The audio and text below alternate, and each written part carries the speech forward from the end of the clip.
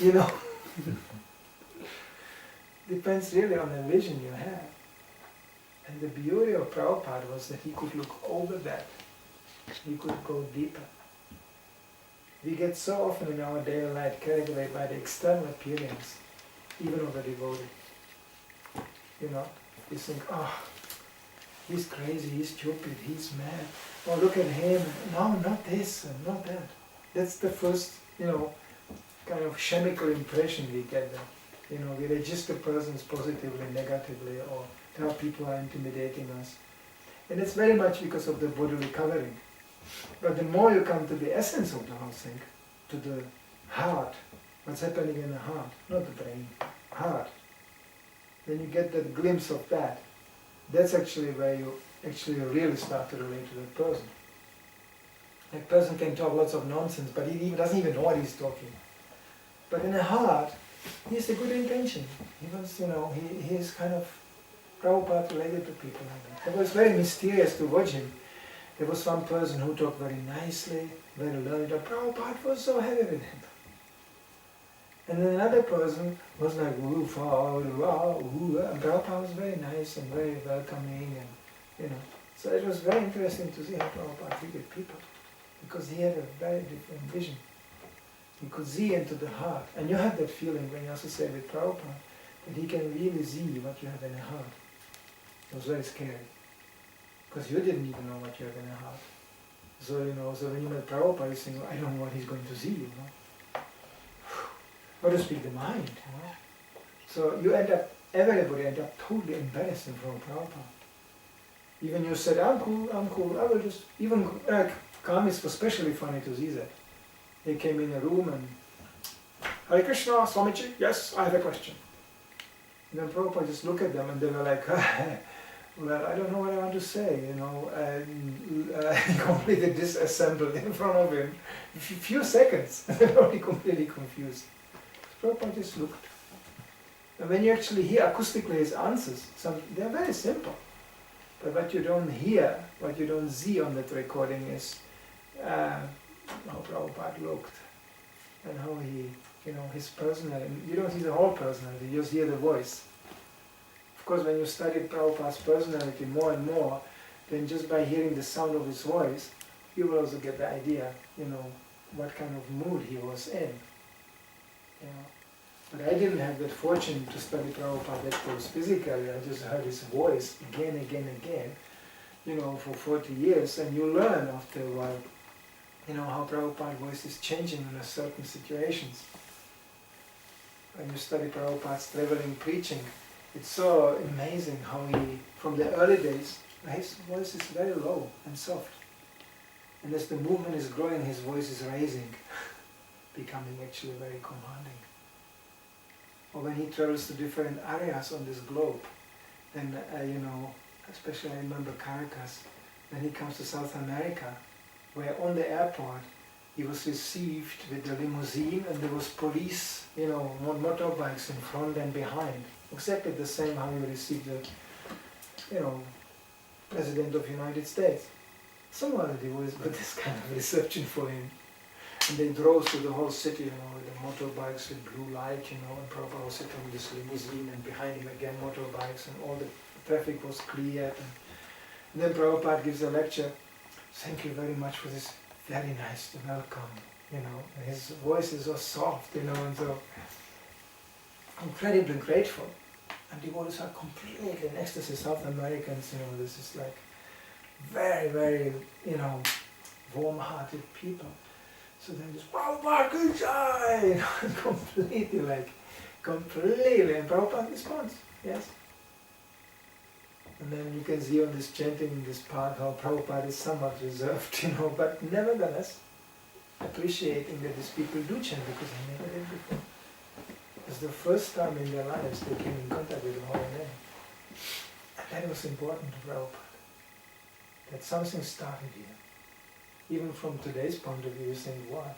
Some intoxicated people yelling Hare Krishna, so what?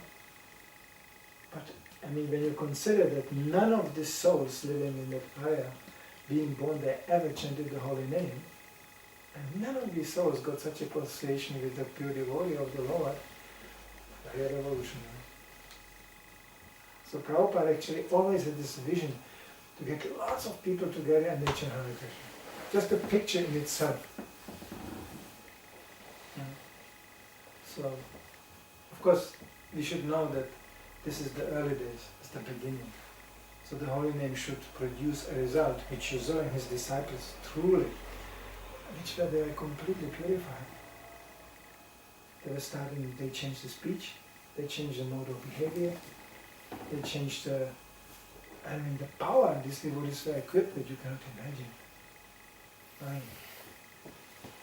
I was once upon a time considered a powerful Sankirtan devotee, but when some of these devotees who were in these kirtans came to Germany, wow, we received them on the same level like Prabhupada.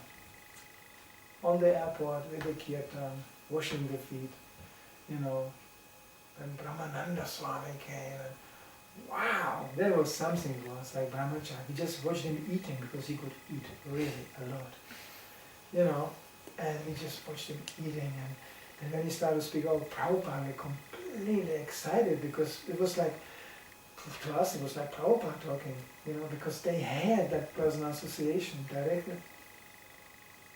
And the Tuta was he had a very low profile voice, not in a kirtan. In a kirtan he was very loud. But when he was speaking it was like, very simple, but very intense. You got some idea that there's something very important going here. But I'm part of it. And this they inherited from Prabhupada. Because Prabhupada, by his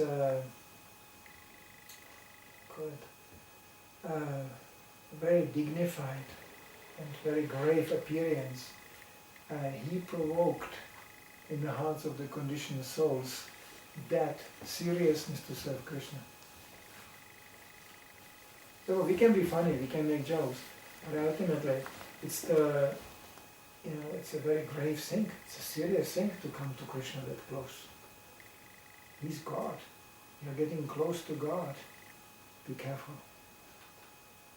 Prabhupada was everybody just, as they say in America, is shaped up in his presence. Everybody started to act very differently. Oh, Prabhupada is coming. Suddenly everything was.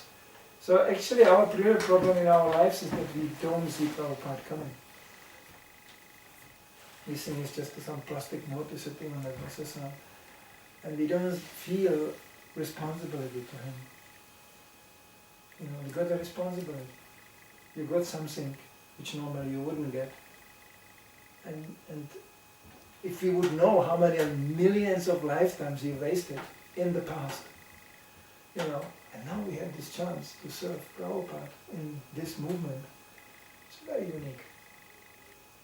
So not only us, but the whole movement should be protected so we can serve Prabhupada in the most efficient way.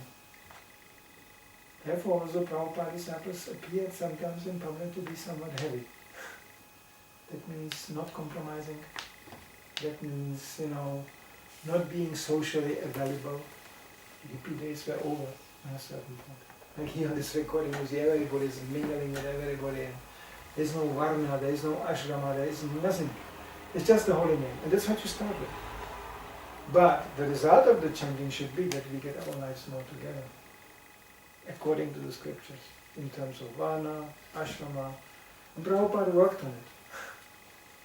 He even said, after a few years of this preaching, he said, now we have to start part 2. And that's called Varnashrama society. That means that we actually get people, into situations, or we help them to get into situations where they can be representative for being a members of human society. Because he said outside of Varnashrama there is no human society. So this goes all along with that. On the other side, he said devotees are actually aiming beyond that, of course. They want to go back home, back to God. You don't become perfect Brahmana, perfect Kshatriya, perfect Vaishya, perfect Shudra. That's a side effect, but it should be there. But the real thing is dedication to Krishna, because that's how it started. By the presence of the pure devotee, these people became touched in their heart and the nature of the soul came forth more and more. There's some questions to this or some points? Huh? You might ask my question. Huh? I asked my question already. Huh? Was it okay, or what I said? Or? Yeah, it's interesting. I think it's interesting discussion. What's the difference in the times? Because you saw it in the hippie days, so to say. Yeah. We didn't see it, and you also saw Prabhupada like that. We didn't see Prabhupada. But it's a very nice thing, as if one would have that experience if Prabhupada was there, how to react, very different. Unfortunately, we don't have that firsthand. But even Denmark, when you consider, was different. You look at the Christiania history and all this, and there was such an openness here. And it's still here. I tell you, this is one of the countries which still, comparatively spoken to other countries, you go to Central Europe, it's all barricaded. It's all closed up. And the worst thing is that the young people are closed up. That's always where you expect the change to come from. Yeah. But the surge of the 60s, the experimenting. And I can just still see even the design of these areas here from the 60s. There were supposed to be parks where people can meet and discuss things, and and there was some kind of openness. And I met few Danish people, like this. They were still the 60s. Wow, it was really for our time, isn't it? Because somehow it was open. Everything was open, and that field you can preach quite easily. Now we have the youth is just, the Danish youth is just, I could mention the fame of the Danish youth, like in Prague, and they say, devotees ask me, you are in Denmark, how are the young people? Why? Because all the Czech citizens know Danish young people as coming in hundreds, coming to city of Prague, getting hopelessly intoxicated and demolishing all the hotels. Yes, I was there. We found Acharya on this. He was there, and he can tell you in detail. He was one of the pioneers of this demolishing movement, and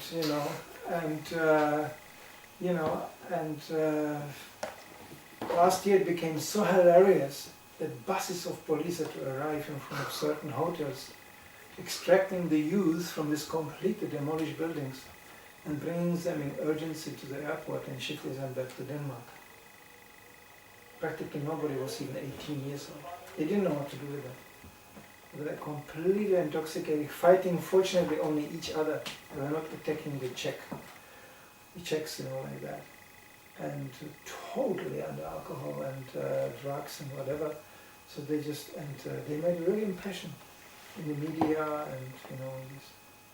So this is how you end up. Just simply desperate, useless, aimless demolition, frustration or whatever it is. Just thinking it's fun to smash something. This was not in the hippie days then. The search was more constructive. Let's create something new, not demolish something. Let's create something. And of course demolition was also going on. Demolish the system. But create an alternative. Something. Nobody knew what it is really. But there's something alternative. People used to move in groups. Congregational living was very popular. People used to just rent a house like this, and there were 60 people living in it. All naked. It's natural. It used to be natural. Not actually naked because we want to have lots of sex. No, because that's how God made us. Let's walk around naked. Something like that. Another concoction. So just flocking together. And that's again another element of Krishna consciousness. We are piled on top of each other in a very unusual way. Normal karmas would not live like this. This house is made for one family. Not for this purpose, but we are using it. So this is again a different consciousness. So people became more privatized, more destructive, not willing actually to share life with others so much. And this whole place roles in preaching. Huh? I was thinking about some qualities of Prabhupada. He was very good at this, just keeping to the point and not going further and drag people back to the point. And also, what was the other thing I was thinking about? Establishing that, getting a person to inquire instead of just having this, okay, you babble for 2 minutes, I babble for 2 minutes, if you like, in a preaching. It wasn't always easy, but Prabhupada was, by his charisma, age also was playing a role, of course, but by his transcendental charisma, he was very quick to close people down, and they came with some speculation. This, I think, a little bit was a privilege of advancing age. As one old man said, I feel getting old, I'm not so enthusiastic anymore to listen to idiots. Because it comes along with the age, not just because you think they are so genius, but you heard these things so many times, again, with no result. So of course you get tired to hear it. People repeat themselves so much. And the motivation, what motivates people to act is so trivial sometimes. You know, man tries to, impose himself upon a woman. This old game, it was played a million times. People competing with each other for name, fame and glory. This was played so many times. So when you have the Shastric background, you know how they are motivated by lust, greed, anger and all these kind of qualities. You only try to use that leftover time you have to introduce Krishna consciousness more. So Prabhupada refused to go to some conferences of world global love and peace. In India they love this also. Swami, Bhogananda giving a big lectures about unity and cosmic energy and how we are all part and the same and all one and the same. And thousands of people come. So devotees thought we can use also preaching field like this. They suggested Prabhupada, maybe we should also go there and be part of such a program. And we can present our Krishna conscious alternative. Prabhupada didn't like it. In the 60s and 70s, in Germany, when I joined, there was very popular peace marches. Every weekend, cities had a peace march, marching for peace. That was kind of course, typical German, well-organized, and, procession. It was big, big. All kinds of groups coming together for peace and, protesting. So it didn't take long when devotee got an idea to paint a big transparent Hare Krishna chants for peace. And we carried even a big banner with the Prabhupada peace formula from Ishopanishad, establishing that God is the supreme controller, supreme enjoyer and the benefactor of everybody. That's the peace. If you know that, then you are in peace. So we joined these processions. We were jammed into these processions. Behind was the Green Party, it was the early days. And then, in front of us was the anarchists, and we were just in between. It was interesting. Sometimes we end up in a situation, people immediately recognize this is not belonging here. This is something else. And that's the proof we were right. We start to throw stones or something like that. Or even later on, the organizers of these peace marches got so fond of us, they knew us, that actually they knew that, don't let these people in anymore. So the whole program stopped. Because we have our peace and our unity, not the Hare Krishna unity. It's so hypocritical, this Mayavadi, oneness and peace is. Unfortunately, I found this way even amongst the devotees. These kind of ideas. They sound nice, but the background is totally illusory and poisonous. Huh? Because when it's all one and the same, the conclusion is there is no more alternative. Or is it some selfish interest there? Of course, always. But the real bad part is that this oneness philosophy demolishes any system of authority. It's all one and the same.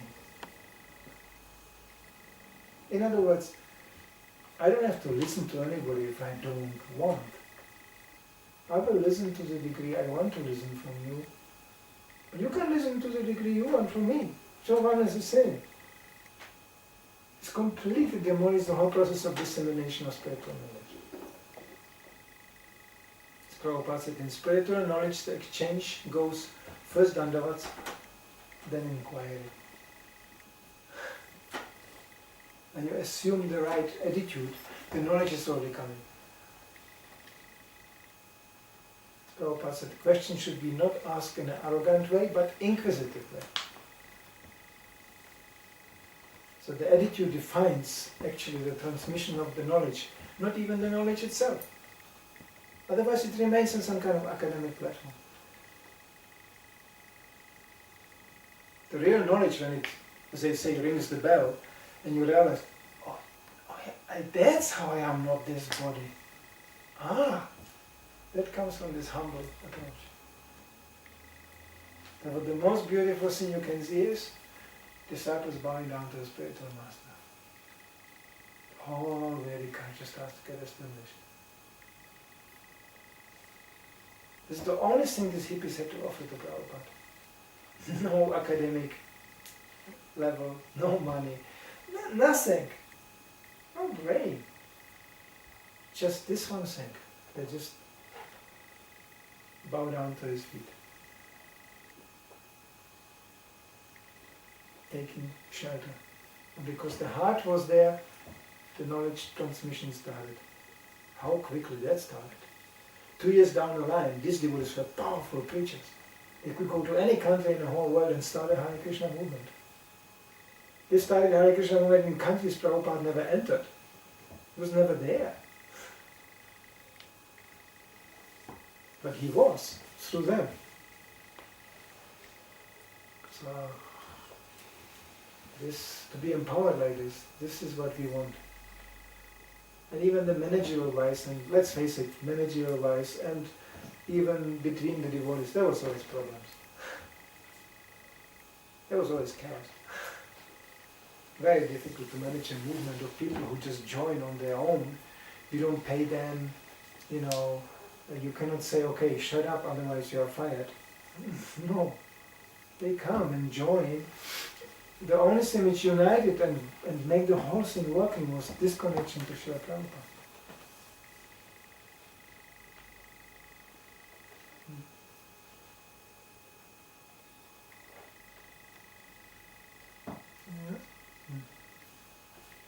Doesn't it take more than just bowing down to cultivate this knowledge? Of course, but that's the beginning. Yeah. That's the beginning. What's the rest? Huh? What's the rest? Asking relevant questions. That's all Bhagavata understanding. Perfect questions, perfect answers. Should one ask the questions that are in the Bhagavatam? Why to copy Bhagavatam? Ask questions which are relevant to your spiritual development.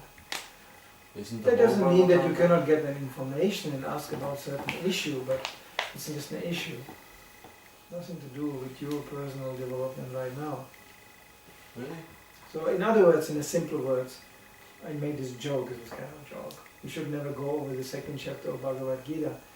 It's just about sense control, mind control, who is me, where do I come from, what is the goal of life. This is a question which are always relevant.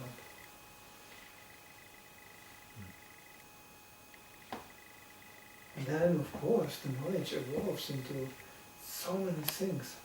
But if you cannot remember that 1 and 1 is 2, why you should inquire over the higher arithmetics.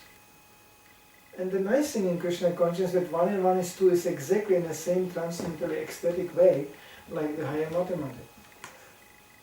There's no difference. So if somebody is simple, like example, I knew one devotee, he was so obsessed with prasadam, unbelievable when we joined. He is still today, until today, obsessed with prasadam. Yeah, but you know, he's almost my age. Gets embarrassing on a certain point. We used to use him as an advertisement in the Sunday feast just to get people hungry, they eat more. We put him in the middle of the public and surrounded him with plates. It looks like an offering, you know. Took him 2 hours, 3 hours to take the Sunday feast. It doesn't break in between. He ate it all. People were just shocked how a human being can put so much food into his body. And he had a whole philosophy to it. And his only preaching was, one of his really favorite arguments was, when you eat this, then this is prasadam, and every 7 years your body is regenerating, changing. So when you eat this for 7 years, then you will have the whole body out of prasadam. Who could argue with that? You know, whatever it is. The man was a little bit cuckoo, unavoidable. He's still the cuckoo until today.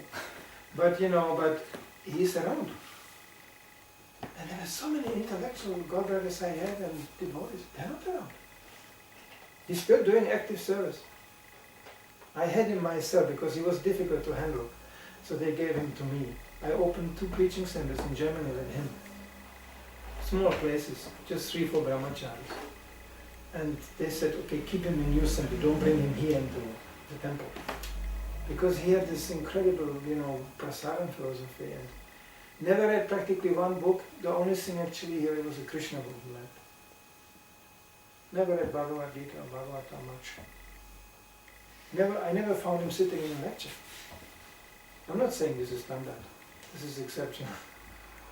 But he did service from the morning to the evening, especially in a cleaning department.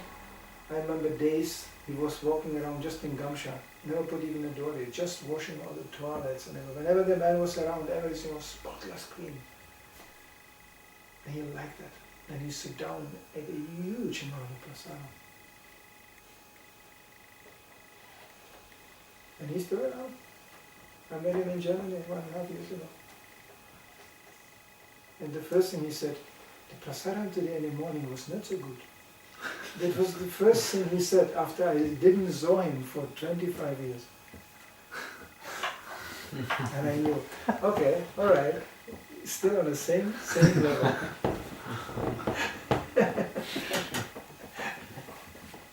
Now this is exceptional, you know, this is like that, but you can see Krishna keeps him around.